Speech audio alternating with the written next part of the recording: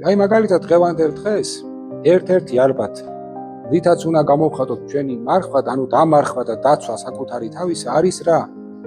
აი უამრავი ინფორმაციები რომ გვაქვს. მუდმივად ხომ ამ სოციალურ სივრცეში იქნება თუ ტელევიზიაში. იმისგან რომ შეიკავო თავი, შეამცირო მაინც, შეზღუდო გარკვეულწილად. ხომ? იმიტომ რომ უკვე დღის განმავლობაში ჩვენ ძალიან ჩამოკიდებული და დამოკიდებული გავხდით ამაზე. აი აქაც უნდა დაიცვა მარხვა.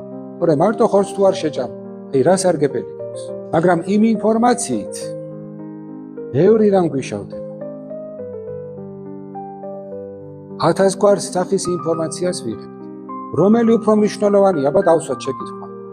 აი ამ ინფორმაციებისგან შევიზღუდოთ თავი თუ ხორცის ნაწარმისგან და რძის ნაწარმისგან, რომელი უფრო დამაზიანებს. მაგრამ როდესაც აქცენტს ვაკეთებთ მაინც და მაინც საჭმელზე და ამას ვახერხებთ და ზედმიწევნით ვიცავთ და ამის მაყოფილდებით, მაშინ სრულიად უსარგებლოა ჩვენი მარხვა. ის რაც მაზიანებდა, იმაზე უარი არ თქვი. და ეს რა მართლმადიდებლობა არის. თუ კი მართლმადიდებლობა გადის ხორცისა და რძის ნაწარმისგან თავშეკავებაზე, ჭამისგან თავშეკავებაზე, ძალიან ცუდად ყოფილა ჩვენი საქმე.